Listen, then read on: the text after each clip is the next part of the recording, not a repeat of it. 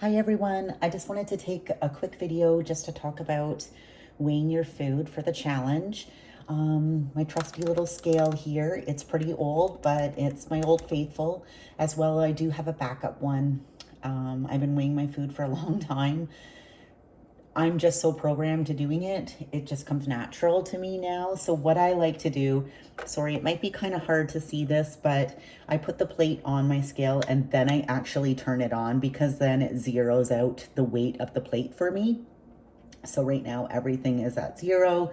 I tend to use ounces predominantly more than I do grams, but my scale allows me to switch in between. This is at grams right now, and then I can switch it back to ounces. So I'm going to actually measure what is my next meal. So I have my white rice here, jasmine rice, which tends to work best for me for digestion actually. I do have quite a sensitive stomach, so jasmine's always my go-to. So that comes out just perfectly at 4 ounces. It's amazing. And then my chicken for this meal as well is 4 ounces. So I'm just gonna put that on there. Now I'm sitting at 8.1. So being fussy here, I'm gonna take off that little 0.1 piece of chicken. So now I have 8 ounces total on my plate. For me, you can separate this if you want to, and weigh your rice for 4 and then your chicken for 4, whatever your meal plan is going to say. And then of course, I'm just gonna put my greens right on top of this because that works for me. So there is my balanced meal. I'll add a little bit of Himalayan salts to that and enjoy. And then as well, I just wanted to take this bowl here. So right now this is saying that it's negative 8.1. So I'm going to zero this off again. And I just wanted to go through the oatmeal as well too, because the oatmeal says 40 grams. So I'm gonna switch this from ounces to my grams. Just gonna take my Quaker Oats because of course with this one, you are going to actually weigh this from dry.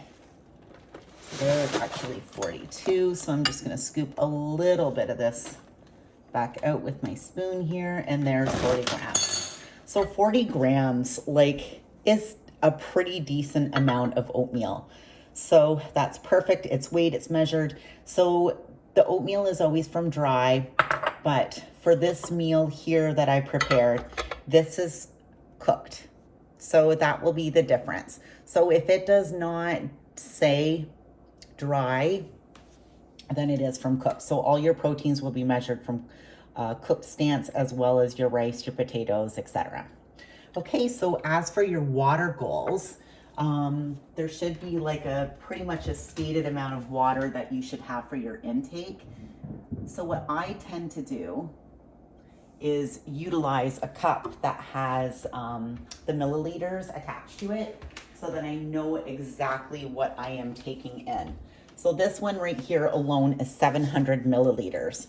So for this guy, I will just ensure that, if I get 4 of these, there's 2,800 milliliters right there. So I would probably have 5 of these in order to consume my 3,500.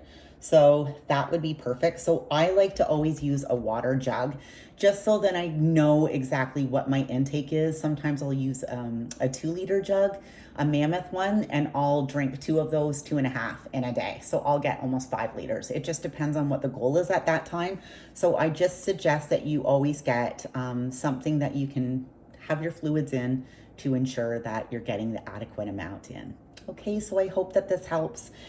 Please know though that actually weighing your food is so vital and so key because we can make slight errors. Like when we say half a cup, without weighing it, your cup ends up being more than actually what it is. Like if you scoop it, it's never really level. Like it could be a rounded scoop. Do you know what I mean? So weighing it is just the safest route. Okay, have a great day.